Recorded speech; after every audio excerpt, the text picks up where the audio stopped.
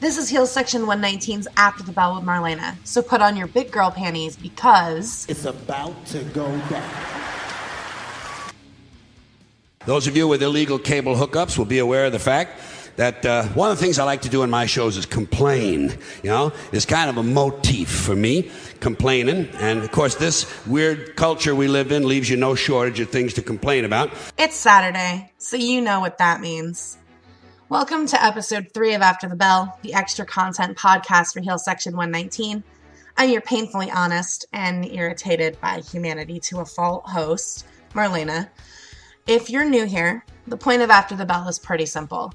I discuss little things, or big things, about the world of professional wrestling that get on my nerves, and have an epic weekly rant fest regarding the chosen topics. So let's get right into it. Here's another unfortunate pack of mutants who ought to be penciled in for a sudden visit from the Angel of Death. The first topic this week is something that bothers me every single time I watch a WWE television broadcast. My bitch usually involves main roster commentary, but in this case, I'm pinpointing Jerry Lawler specifically. What's strange for me is it's usually when one of the commentary team, especially the King, is scripted to be heel to keep the conversation going on screen. I wish I could pinpoint the exact moment that this started to really bother me, but now it's all I can notice, and it makes me really venomous. Logically, I think it's partially because we're spoiled with NXT and the NXT announce team. Guys like Corey Graves can effortlessly jump to and fro with the alignment thing and not have it be forced or uncomfortable. He also makes an absolutely effortless heel, and his reactions to everything are fantastic. I'm a Graves fan. I've really admired this guy for years, and there's something about him on commentary that really works for me. It makes listening to all of that stuff actually worthwhile. With Jerry Lawler, however, it's a lot different. It feels forced, very try-hard, and I often will mute the telecast because I get to a point of not being able to stand listening to his voice. I understand that creative gives him an angle, tells him to go with it, but having him in a heel-esque sort of persona is really absurd. Some of the things that have come out of his mouth in recent months have actually made me stop dead in my tracks and go, did he actually fucking say that? Not in a good way either. Usually, if you're gonna say something that's offensive, I'm the first to cheer you on.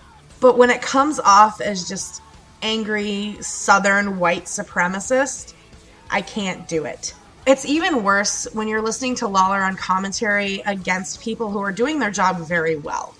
Lawler used to be able to make heel comments and make them work in the past, but now he comes off as a bitter old man who's completely out of touch. I would much rather listen to Johnny Ace rock the mic and talk about people power for an hour than listen to Lawler on commentary during a regular show. And that's saying something. Just stop it, King, for the love of everything fucking holy. Sweet cream on an ice cream sandwich. What in the blue hell are you doing? Copa your ass on out of here, jabroni. Beat it. Now, here's something I feel like I should have covered on the first episode of this show. If there's one thing that gets under my skin quick as hell, it's nosy people. Moreover, nosy people who don't have the right to be nosy to begin with are some of the worst offenders. This topic is something that I see on social media a lot, and it makes me want to beat people with individual, customized, hand-sewn bags of ball-peen hammers.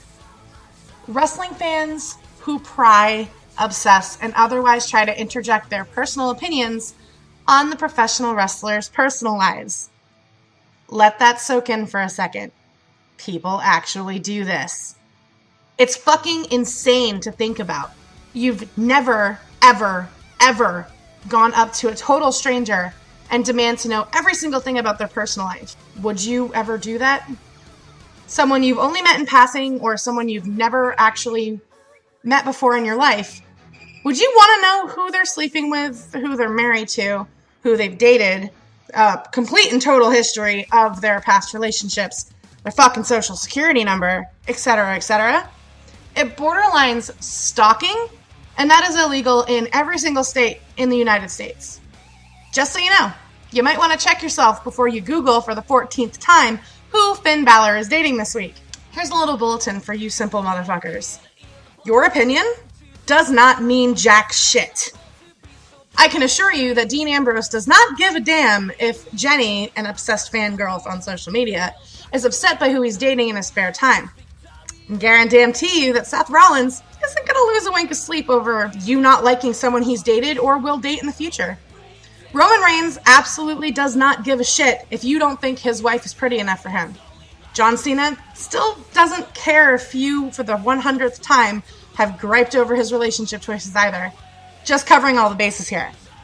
It's fans who do this that give wrestling fans such a bad name. You make everyone look like shit.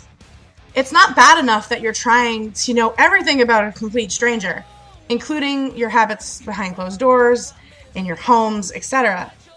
The fact that you think you're entitled and important enough that your opinion matters is the problem. These people that you're obsessing over are human beings, just like you, and if you value having any privacy in your personal life, you should at least think for a second about how nauseating your obsession and gross invasion of privacy makes them feel.